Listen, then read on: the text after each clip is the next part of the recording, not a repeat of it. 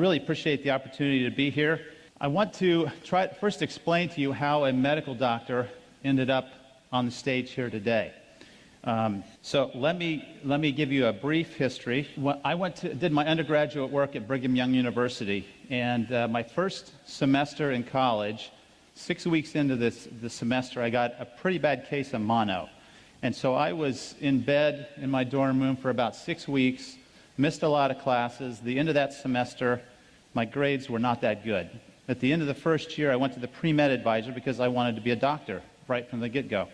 And the pre-med advisor said, there's mathematically no way that you can get your grades up by the time you graduate to be competitive for medical school. So you need to find something else. Now, that was probably the first major mistake of my life, was let somebody else dictate my belief systems. But I was young and naive, and so I believed this pre-med advisor. And so I decided to study nutrition. And I got my bachelor's degree in nutrition, and the plan was to get a PhD in nutrition. So then I went to Ohio State University, and there I was working on, it was a 5-year PhD track. I was hired as the laboratory technician, so I was working in the lab, helping my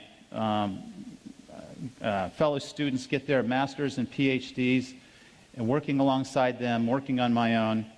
About 3 years into that, I decided that I didn't want to spend the rest of my life working with animals and with test tubes. I wanted to work with people. And my belief system started to change. And the belief system was, I was doing well in graduate school. I thought I was competitive and I could get into medical school. So I applied, and I was accepted. And I told them, if you'll just give me 1 more year, I'll finish my PhD research, because the coursework had all been completed. Just give me 1 more year, I'll finish the research. I'll start medical school with a PhD in nutrition. I thought that'd be a great way to start medical school. Well, the research wasn't going well. And at the end of that year, I wasn't ready. I wasn't done with my doctorate. So I asked them if they would extend me for another year, which they said, sure, we'll hold your spot for another year. Kept working on the research project that didn't work. At the end of that year, I asked for another year extension. They said, sure.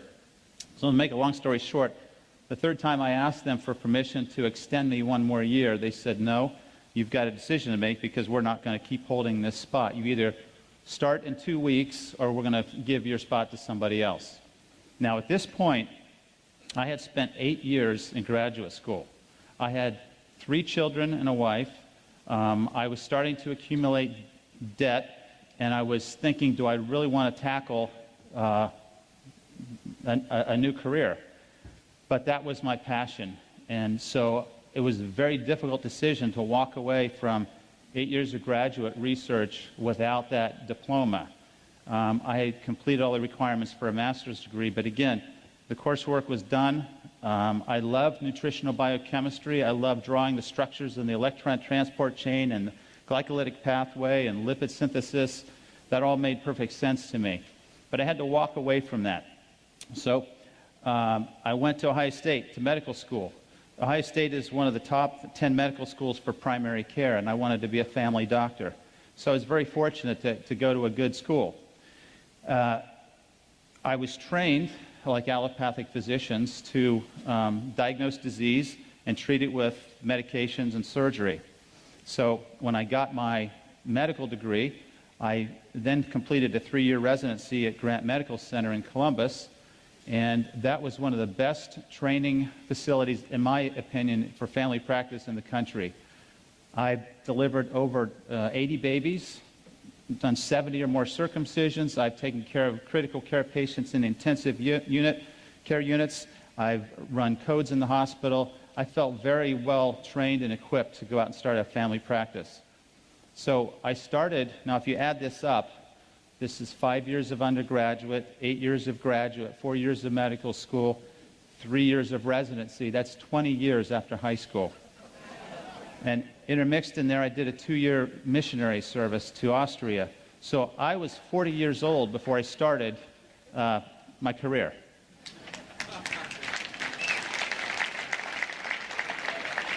And that's not to brag about my intelligence. the message there is I'm very persistent and very determined, and my wife put up with an awful lot through those 20 years. I went to a small community in Northeast Ohio to begin my medical practice, armed with my prescription pad. And within about 2 years of seeing common diseases, I thought, this is crazy. I'd forgotten all that nutritional biochemistry, but then I realized high blood pressure, heart disease, diabetes, acid reflux, these are lifestyle issues. If I could just educate my patients on how to live a healthier lifestyle, they wouldn't need all this stuff. So I tried to do that, but I'm very generous with my patients. I give them 15 minutes for a visit. A lot of physicians only give you 7 minutes, and that's just a tragedy. So my 15-minute visit with a patient was extending into 45 and 60 minutes as I was telling them about the nutrition and the exercise physiology that I learned. And before I knew it, I was an hour and a half behind in the office, and nobody was happy. So as a result of my desire to educate patients, I developed a program, a wellness program. It's a 12-week program, and it's about 6 weeks of nutritional information, 3 weeks on exercise, a couple classes on disease prevention, and it's really about self-healing. And this, I was fortunate to get a government grant to fund this through Health and Human Services. I'm really proud of this program. It's 12 weeks. We've had over 1,600 graduates of the program. After each class, we get a critique, and we find out what people are thinking and how they feel about the information, and they've taught me a great deal. This is the lay public. I've learned a lot about what people want in wellness. I believe that the body is designed to heal itself, and everything that I've spent my life doing has supported that. Now, this morning, I always get a little bit anxious before I'm speaking to a large group. This morning, I knelt down, and my prayer was, help me to help this group understand one thing, that you have a body that is a self-healing, miraculous temple, and that if you will take care of it, it will last you a long time and allow you to really live a full life.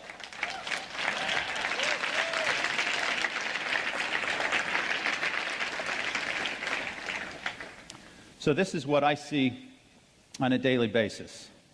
And when I look at these things, I get so frustrated because my colleagues have a pill for every one of these. And I've stepped out of that circle, and now I find myself pretty alone in the allopathic world. I struggle with that, but I can't go back to that because that's not healing, that's disease management.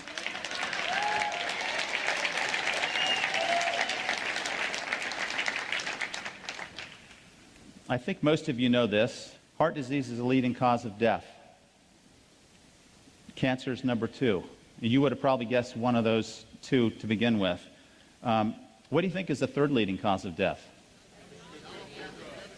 Allopathic medicine. Well, right on. We are dangerous people. You need to stay away from hospitals and stay away from allopathic physicians. Now, I don't want to be too critical of my colleagues because they've invested a lot of time. They do save lives, but I think we've been misled, and I think it's the pharmaceutical industry that has misled us. Okay, so there's the leading causes of death. Now, if you look at how doctors and the healthcare system kills us, this is how it breaks down. Now, this is old data. This is 9 years old, most of these studies. And I can tell you that we've gone to a lot of measures to reduce these numbers. But the one number that we haven't really impacted is the adverse effects from drugs. I think as I'm in the hospital taking care of patients, and I will admit someone from a nursing home who's sick, the nurses will hear me say 3 or 4 times a week, it's a thought that comes out, what are we doing to these people? Because they're on 20, 25 medications. You take them off the medicines, they start to wake up. You measure their nutritional status, and you find they're very deficient. And so we have completely missed the mark in allopathic medicine. Let me show you how we're trained and what we do as a result of our training. We prescribe 20 billion drugs a year. The average number of drugs per visit is 2. 71% of office visits end up in a prescription, and the most frequently prescribed class is antidepressants. Now, you heard Dr. Allen talk about depression and brain chemistry. It's my opinion that about 10% of people who have anxiety and depression have a condition that medication has a role for. Most of the time, a healthy, balanced lifestyle will correct these problems. And in that lifestyle, of course, is the water. When I came across this slide, I was really upset. This is what the pharmaceutical industry is doing to all of us and to allopathic medicine. These are the big sales winners. Now, this is old data. It probably hasn't changed too much, but look at the profit margins that are made on these drugs. Now, I've highlighted in yellow drugs that are used to manage diseases and not cure them. These diseases, high cholesterol, acid reflux, depression, anxiety, high blood pressure, are for the most part diseases that a healthy lifestyle would reverse. And here we are giving them a pill for every condition. It's completely wrong.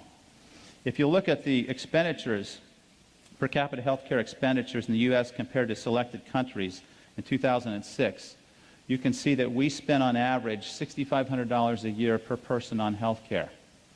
In 1960, 5% of the gross domestic product was spent on healthcare. In 2007, it was 17%. 2017, it's predicted to be 20% of the gross domestic product on healthcare. So if we're spending that much money, are we getting healthier? Absolutely not.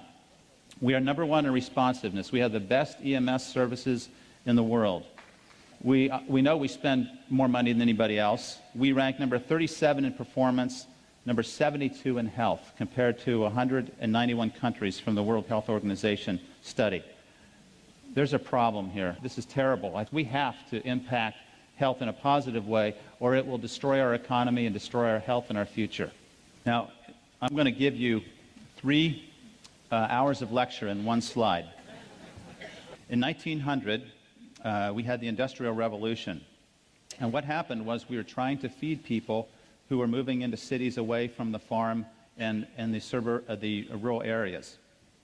So in order to do that, we had to find a way to preserve and prolong the shelf life of foods. So we developed some technology to be able to change the food to do that. And once we developed that technology, and the first one we did was the enrichment process, where we took the germ out of the whole grains. What happened was by the 1940s, we had nutritional deficiencies. So rather than add all of those back, we added 4 of them back.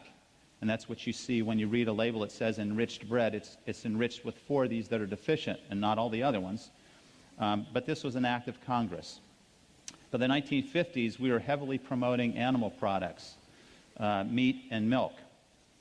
By the 1960s, we had the growth of fast food chains and diet pills. So our mindset's starting to shift. Give me a quick fix.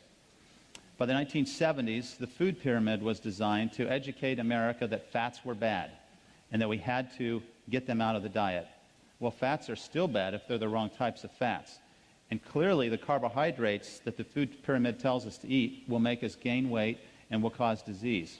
So this food pyramid concept has failed miserably, and we're paying the price for it. One of the reasons is in the 1970s, high fructose corn syrup entered the diet. Now, fructose is a fruit sugar. That's okay. We should have 3 or 4 servings of fruit a day. 2 to 3, I'm sorry, no more. High fructose corn syrup is unnatural. It's a syrup with too much fructose. It stimulates the feeding center in the brain. This is the primary cause for obesity in the United States. And if you look at the obesity graphs, you'll see that they just accelerate almost exponentially starting in the 1970s when high fructose entered the diet. The other problem is trans and hydrogenated fats. These are not found anywhere in nature. The only place you will find a trans fat is in one of the stomachs of ruminating animals. No other plant, microbe, species, nowhere else in nature do you find trans fats. And yet it's in everything we eat because it prolongs the shelf life of the foods. This is a leading cause for many cancers, diabetes, many chronic conditions. A real problem. But what's happened is food technology has forced us to change the food supply, and in my opinion, in my world at least, belief system, God has created these beautiful foods for us to eat, and we're trying to improve on what's already there, and we're failing.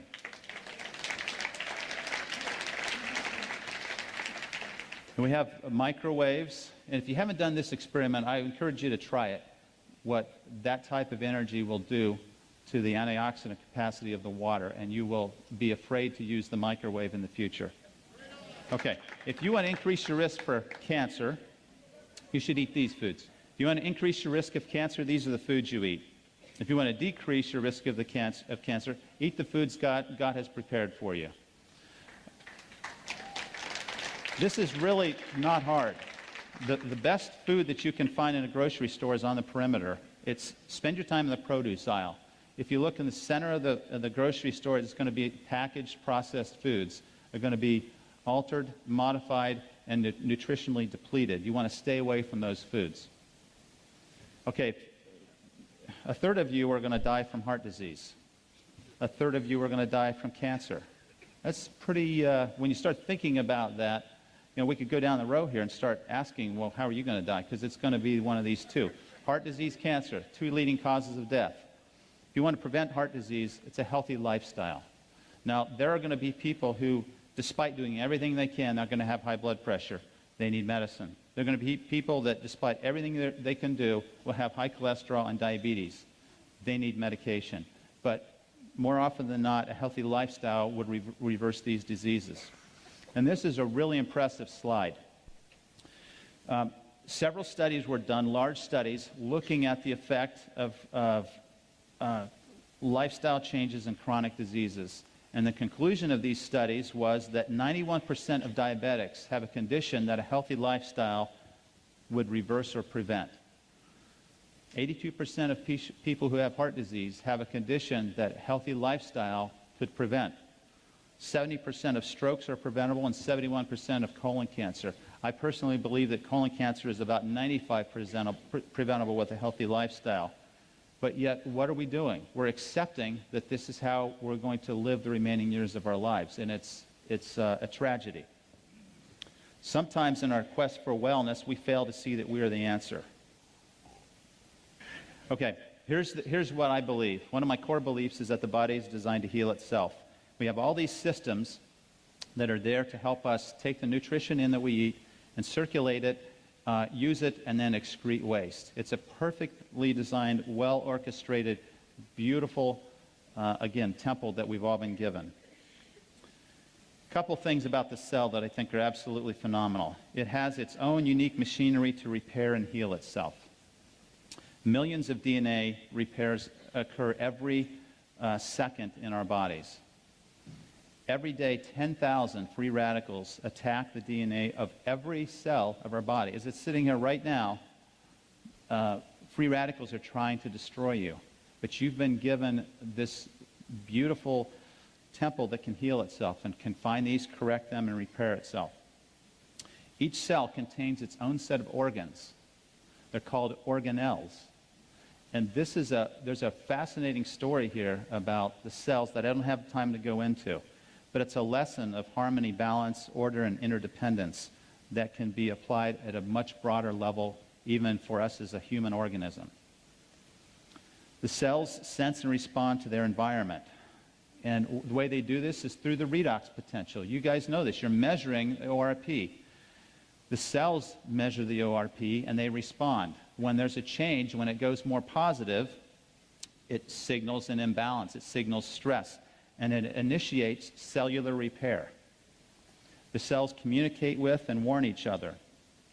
And then finally, all proteins, lipids, and nucleic acid or DNA interact with water.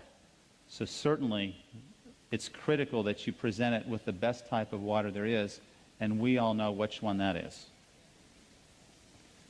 A couple lessons from nature. I think if you go out and study nature, there's so much that we can learn. Stress and recovery is one of the lessons that nature can tell us about. We're designed to adapt to short-term stress, not chronic. So the acute inflammatory response is to help us heal. Chronic inflammation causes degeneration, aging, and diseases. We want to stay away from chronic stress. And then examples of this lesson of stress and recovery is is the Earth. I look at the Earth as a living organism. And what does it do? It revolves, it has a rest period, and it has an active period. It's very predictable. There's a day and a night. We need to learn from that lesson. We need to get enough sleep. We need to exert ourselves in the daytime and recover in the evening. Then you have, as the Earth rotates around the sun, a full rotation is a year. We have summer and winter, and there's messages there on rest and recovery. Just as important as the exercise training protocol is the recovery protocol, and knowing how much recovery time you need and how to do that is absolutely crucial. So the question is, what type of stress and recovery are we doing now helping us have healing? So if you're going to fill in the blank here, our health is threatened by one process, what would you say? Oh, I've heard it. Okay. I'm going to say it's stress. So we need to talk about that for a minute, and I'm going to try to move on. This is the definition of stress. It's an imbalance of forces. Okay, so we have two types of stress. When we have an imbalance of these forces, you will have back pain if you're imbalanced in your posture. You will have all types of dysfunction if there's too much stress. This will lead to disease and dysfunction. However, if you have a balanced lifestyle, you will have harmony with natural laws, and you will be guaranteed healing and wellness. So we need to understand what stress does to us. Now, this stress can be, we can talk about this at every level. We can talk about this at the level of an atom, of a cell, of an organ, of a human body, and also as a community. And the concepts are the same. This is mind-boggling information, in my opinion. So I want to talk about oxidative stress because that's what pertains to what we're doing with the water. It is the mechanism of disease and aging. So oxidative stress is another way of saying free radical destruction. Free radicals are unpaired, negatively charged electrons or particles. They fly around the nucleus. They move at high speeds. They steal electrons from adjoining or adjacent atoms, and when they do that, they become stable, but they create an unstable atom in the atom that's lost its electron. This propagates itself in a very rapid, chain-like event, a nuclear reaction, you could say, in the cell, until there's a vulnerable endpoint where destruction occurs. These free radicals have a very short lifespan, a trillionth of a second, but that's just enough to cause significant damage. It's like a spark from a fire. And it was proposed in 1956 that this was the root cause of aging. But we haven't really paid too much attention to free radicals until just recently. So here's an example of a free radical. You have an atom that's stealing an electron. It's now stable, but now we've created an unstable atom. And it's going to react with another atom, and it's going to propagate until it causes destruction. Now, free radicals are all around us. Normal metabolism creates free radicals. Exercise creates free radicals.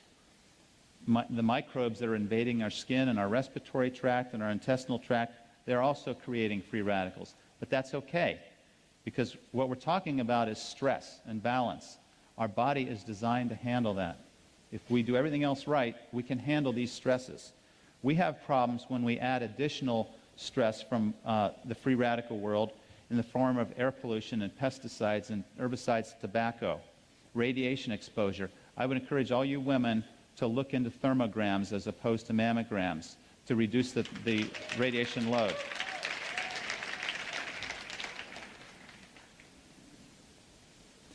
Drugs, alcohol, and medication. Any pill you put in your body is going to be absorbed, go through your liver, and your liver is going to check whether or not that belongs there or not. And if it's synthetic, the liver is probably going to try to destroy it to protect you. And some of us are really making our livers work overtime by the things we're taking in. Then we have dietary sources of free radicals. We have the hydrogenated fats, and we have high sugar diets. These are significant loads that we've put in our bodies over the last several years. Stress is an emotional response. Stress causes cortisol. How many of you would want to take 10 milligrams of prednisone every day for the next 20 years? Do you all know what that does to you? Suppresses your immune system, makes you gain weight, accelerates the development of cataracts and osteoporosis. But we get the same stress from cortisol, very similar molecule to prednisone, and if we have repeated stress, it can affect our bodies in much the same way. And then finally, injury and trauma can be sources of free radicals. So in the medical world, we don't say free radicals because we want something fancy. We say reactive oxygen species. And you have to practice saying species. That's a hard one. These are the terms that you'll see in the medical literature. These are the different types of free radicals. They have a positive oxidation reduction potential. They are oxidizing. There is some good that comes from free radicals. They are part of the immune process that is generated to fight off infection. If we're going to kill bacteria and funguses and viruses, we're going to use free radicals that our white blood cells generate to do that. So perfectly orchestrated, well balanced. Free radicals are a byproduct of ATP synthesis, which is what fuels every cell of your body. However, when we start putting the wrong things into our body orally, or we breathe the wrong types of things into our lungs, we have free radical exposures that can be very significant. One puff of a cigarette contains how many free radicals? Anybody want to guess? 100? A trillion? Well, I had to practice saying this. This is 100 million billion free radicals in one puff of cigarette. So how many of you want to take a puff of a cigarette now? I mean, this is one of the things physicians harp on their patients: stop smoking. But this is a tremendous burden to our health. All right, here's a really important point. So we have a free radical here on the right lower part of the slide. What we have on the top left corner is a specific molecule that has an extra electron. It can donate an electron and still remain stable. And when you have a molecule that can do that, it's a special molecule. We call it an antioxidant. So this stops the chain-like reaction and causes us to heal. Okay, so when if you look at the different types of free radicals, sources of free radicals, obviously I mentioned smoking. I mentioned alcohol, tremendous burden on the liver. I mentioned the foods that we eat, chemicals that we eat, ionizing radiation, exercise, and stress. But I don't have a pointer to show you this, but if you look at that cell on the left, you can see proteins, you can see nucleic acid, and you see the cell membrane. These are the end targets of destruction that free radicals will attack. And when they do, they change structure, they change physiology, they change our health. So some of you have seen this before. We have a 24-year-old who is aged twice as fast as he should because of free radical exposure. When you meet somebody that says, yeah, I just had a birthday, I'm 54, and they look like this, automatically you're thinking, wow, why do they look so old? What did they do? What's happened? And the things that will come to your mind are, there's a smoker, there's an alcoholic, there's somebody that's a sunbather, there's somebody that's had a lot of stress in their life. And guess what all those represent? Free radical burdens over a lifetime. We really need to think about this. Now, I feel like I can explain a lot of the things that I've seen in my patients who have started drinking this water. I haven't seen any studies on many of these, but this makes sense to me. Collagen is a protein. When you damage collagen, the protein is inefficient, and now you lose elasticity in your skin, and guess what you get? You get wrinkles. When you damage the elastin in a blood vessels stretch and contract. When you damage that protein, elastin, it won't stretch anymore. And as the blood squirts through that tiny opening, it doesn't stretch. Guess what happens to the pressure inside the artery?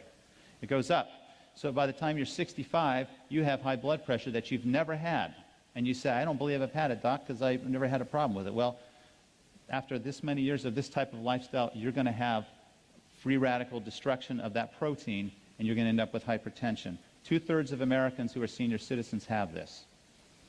When you damage the intimal lining of the arteries with free radicals, this is one of the propagating events of the atherosclerotic plaque. When you damage the DNA, you can have mutations and inefficient repair processes. You can also damage the insulin receptor, which is a protein that sits on the surface of the cell. And the insulin receptor has to bind to insulin. If it can bind to insulin, That's the trigger that opens the door for sugar to go into the cell. If that protein is oxidized, it will change its conformation and be dysfunctional. Now it can't recognize insulin, and the sugar doesn't go in the cell. We have insulin resistance. So guess what happens when you take antioxidants and, probably more importantly, use an antioxidant-rich water? Guess what can happen to diabetics who drink this faithfully? Their sugar improves, and I've seen that. Okay, so here's nature's prescription against free radical damage. We need to start with natural foods, raw foods. We need to be chewing as much as we can to activate the enzymes to start the digestive process early. All right, cellular antioxidants. This is the cool part for me, because this is all built in. We all have this when we're born. The cell membranes protect themselves with antioxidants, particularly vitamin E and beta-carotene. Outside the cell, our cells are protected in the blood system in particular with vitamin C and glutathione. These are antioxidants that protect the blood and the extracellular matrix. Inside the cell, we're protected by glutathione, and Dr. Allen had a picture of glutathione up here. It's an amino acid analog, vitamin C, and selenium. A lot of you are taking CoQ10. It's a great antioxidant. It's in every cell of your body in the mitochondria. If you take a cholesterol medicine, that should be part of the prescription, because cholesterol medicines will deplete CoQ10. Cellular antioxidants are listed here. So we have all these antioxidant systems to help us achieve this balance, and they can even regenerate themselves. If we get enough of these vitamins and minerals in our foods, we can regenerate some of this oxidative stress that's developing. Here's a list of foods that show you the oxygen radical absorbance capacity. It's a different set of units, but basically it's referring to the ability of these foods to act as a free radical scavenger. These are some of the most potent foods in terms of their effects on reducing cancer and oxidative stress. If you group these together, what you'll find is that berries and beans are some of the best groups of foods to help to provide you with antioxidant protection. So these types of foods need to be pretty heavy in our diet and should be foods that we eat on a regular basis. In addition, I personally believe that there's a role for nutritional supplementation, and I recommend many of these. There are some excellent herbs, there are supplements, and again, there are enzyme systems, and these enzyme systems require trace elements. Guess what happens when your diet is loaded in processed foods, enriched flours? Guess what you don't have in the typical American diet? You don't have adequate selenium, manganese, and zinc. So these antioxidant systems in your cells are starving for the cofactors they need to perform their job, and now they're inefficient, and you're leaving your cells vulnerable to disease. Okay, let me just briefly talk about these different levels of stress, because there is acidic stress, and that's a precursor to oxidative stress. The blood pH range is from 7.35 to 7.45. Acid is a byproduct of cell metabolism and repair. So just day-to-day metabolism produces acid. So what do we have to do with that acid? We have to get rid of it. And most of the acid we urinate. And so our urine will be slightly acidic because our body's doing what it should be doing. It has to retain a relative state of neutrality, or we will have problems. So we have buffering systems. In fact, there are 3 buffering systems in our body. And this brings out the point that it's crucial that we have a buffering system, because we cannot handle high levels of acid or high levels of base. We have to stay within that narrow range. So, from a medical standpoint, if you talk to your doctor about the pH capacities of Kangen water, this is what they're going to think of, because this is in the textbook that we all learned. And I'm going to just say that this is important, that at some point you have to respect where they come from. The primary buffer is the lungs. You can correct an acid-base problem very quickly by changing your respiratory rate. The second most powerful system are the kidneys. And the third are the chemical buffers in your cells. And this is primarily where Kangen water comes in. So I'm not going to underscore or devalue the importance of ionized water because it's clearly there. But from a medical standpoint, your physicians are going to kind of look at this and say, well, it only provides a small portion of the buffering capacity in the body. But we all know better. There's research that supports that the pH ranges that we get in the water can affect our pH, our blood pH in a very positive way. Here's the pH ranges of various body fluids. I think this is important also to have an appreciation because, again, this is where your doctor is going to come at you with. Kind of interesting. The ideal pH is 7.4. Urine is a way to get rid of acid waste, so it's going to be more acidic. Your stomach is going to be the most acidic part of your body. Your intestines are alkaline. Skin is acidic because it's a protective barrier against microbes. It helps to deter those microbes. Saliva is relatively neutral unless you're eating a lot of sweets and refined carbohydrates, then it becomes acidic. The vagina is acidic because it's helping to protect against microbial invasion. It's an excellent entry point for bacteria, so the body creates an acidic environment so it can't do that. I have to tell you that one of the biggest problems in medicine that I see is that we are trying to change the pH of the stomach with drugs like we call them proton pump inhibitors, Prilosec, Nexium. I guess I shouldn't say these, but Tums. You've heard of all these things. This is one of the worst things we can do for our health. Our stomach has a pH of 2.5 for two reasons. First of all, it's there to break down protein. If you lose that pH, you don't break down protein effectively. Secondly, it's a way to protect your body from microbial invasion. So you eat something that's got a bacteria in your food, your stomach is going to kill it. But if you're taking these medications to neutralize your stomach, you lose that barrier. A recent article came out that showed people who take these drugs for a long period of time have high incidence of aspiration pneumonia because those bacteria get into the lungs, and osteoporosis. This is a lifestyle problem, and I would never recommend anybody take these medicines for more than a month. If you have to take these medicines, your body is out of balance, and you need to get to the root cause and not mask it with a prescription pill. We have these acidic loads. So chronic states of acid reflux, or chronic acidic states. Just a couple of examples. Dr. Allen had a graph similar to this. The alkaline foods are the foods you get in the produce. These are the foods you grow in the backyard. These are the healthy, natural foods that have been here forever on this planet. The acid foods are the processed foods. They're man's modification of something that was already doing fine, and we've intervened, and now we've compromised the foods, and they're very acidic. This is a nice summary. When I first, in my wellness class 2 years ago, I had a lady who said, you know, I really like all this stuff. You really need to learn about ionized water.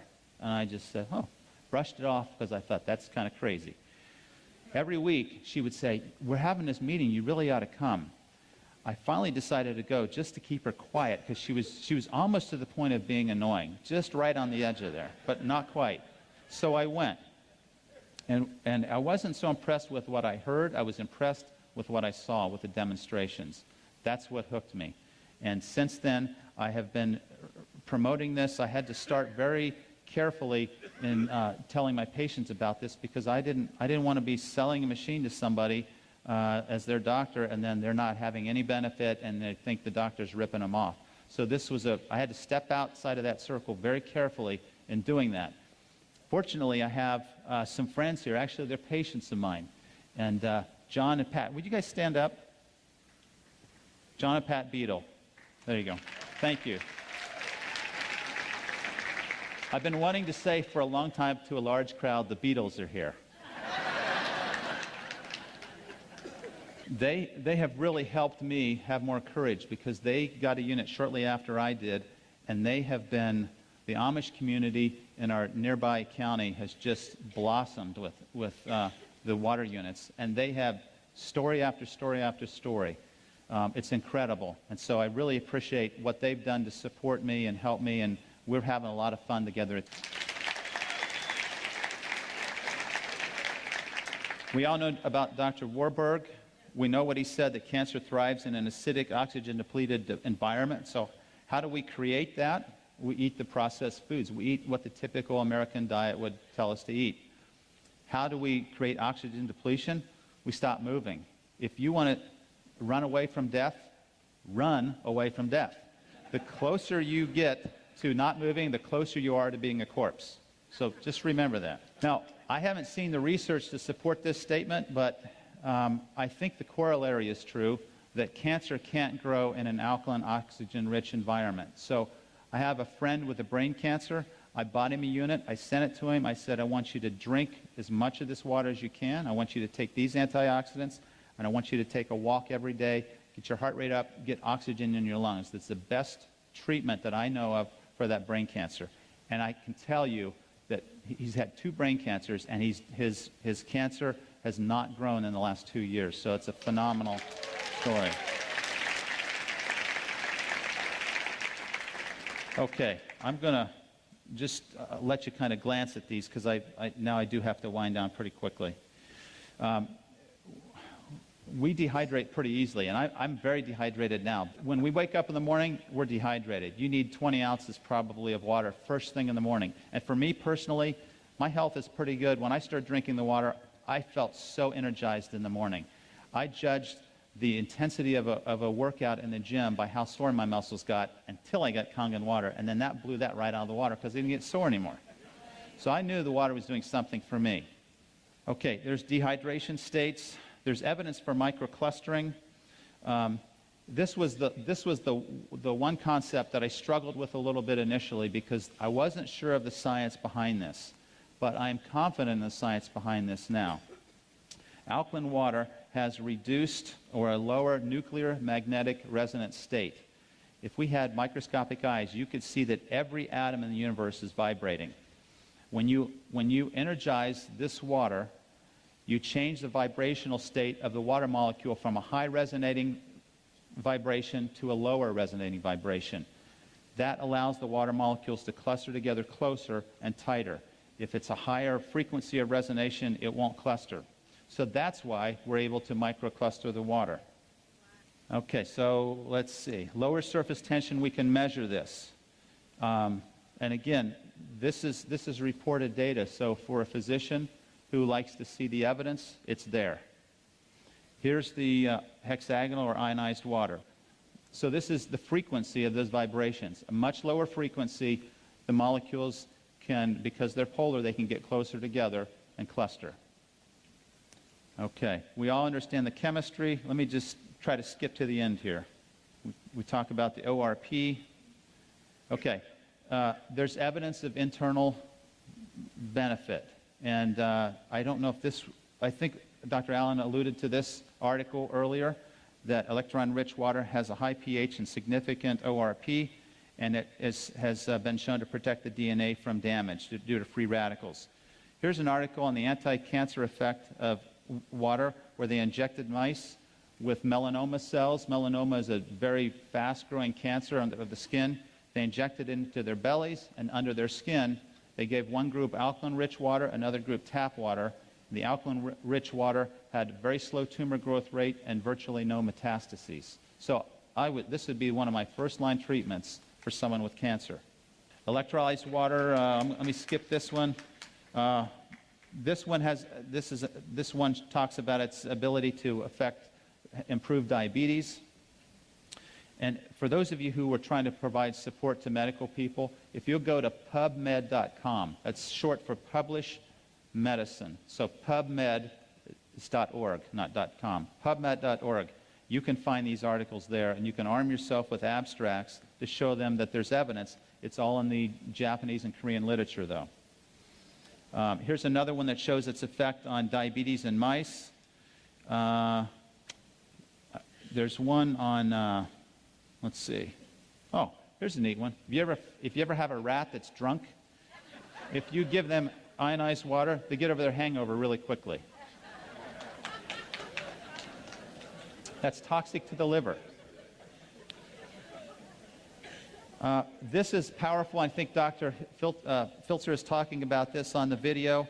this is a very strong study that showed that three of the most virulent and dangerous bacteria can be killed with the oxidized water with a high acid content. In other words, low pH. So if the pH is 2.5, it has to be below 2.6, or it doesn't have this bactericidal or bacteria-killing effect on the cells. But if they're exposed to this acid load, and remember, this is an oxidized water. If you measure the ORP in the acid, it's going to be very oxidizing. Okay. All right. Here's some questions. What happens to alkaline water in the gut? It absorbs right into the gut. It doesn't neutralize the acid. It absorbs right in the gut, just like alcohol does. It goes right through the stomach wall. So nothing happens. I had a doctor, a very smart doctor that I respect, said, I'll just take baking soda. And I thought, you're going to miss all the other effects because it's not going to go anywhere. It's not going to get into your cells, and it's not going to have the oxidation reduction potential. I don't recommend drinking water with meals, at least the alkaline water, because you want your stomach to be acidic. If you're going to drink water, drink 7.0. But I think it was Wade or somebody said drink water before you eat 20 minutes before. That's perfect because you'll hydrate yourself and you won't need to eat as much because it says 0. All right. Let's see. How long will it take to notice the benefits of ionized water? Probably not long for most people. And as you know, you've had the experience. A lot of them say, I don't think this has helped me at all. They stop drinking it, and then there's a contrast difference, and then they say, I need one of these. Can ionized water cure any condition? What we know is that it can support the cells so the cells can heal themselves, and that's what it does. When you're trying to get your doctor to listen, you first need to understand where they're coming from. They're busy, they're stressed, and they don't have time for the latest healing remedy. So you need a short 2-minute presentation to the point. You need to understand they want to see the data, and you have to know that they don't want to harm their patients. I was afraid that I might harm somebody initially with the water, so I was very reluctant. I wasn't very vocal. Now I'm much more vocal because I've seen so many positive things happen. So once you understand them, then you can help them. You can make yourself understood. Make it brief and compelling, provide them with data, and ask them to drink the water themselves. Here's the keys to health. This is second to last slide. Believe in your body's ability to heal itself. Create a healthy mindset. It all starts in the mind. I can't tell you the power of the mind. I think we know this, but we need to be reminded of this daily. We need to manage stress. Stress is a killer. Stress will send your hormones rocketing and your blood pressure up and make you tired. It's absolutely awful. So we need to rest, relax, laugh, express gratitude, and probably the most important thing we can do is help other people, which is what you're doing. We need to move, which means exercise. We need to eat from nature's menu, which is primarily plant-based. Supplement when necessary. And the last one here is bioidentical hormones. I've done that in my practice. It's phenomenal for menopausal, perimenopausal, women with PMS and men with erectile dysfunction. This can make a big difference. But it's a lifestyle issue that got them there to begin with. So we're back to lifestyle. Finally, drink this ionized water every day. Thank you.